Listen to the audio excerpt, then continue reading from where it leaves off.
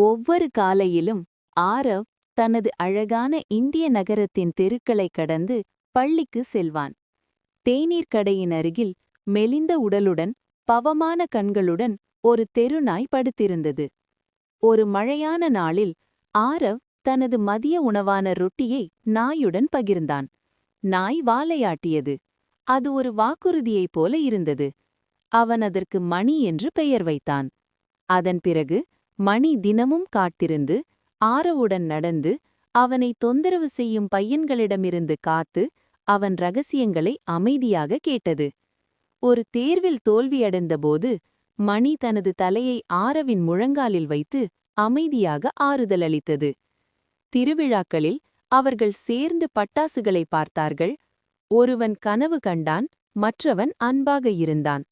மணி நோயுற்றபோது ஆரவ் பள்ளிக்கு செல்லாமல் அவனை கவனித்தான்.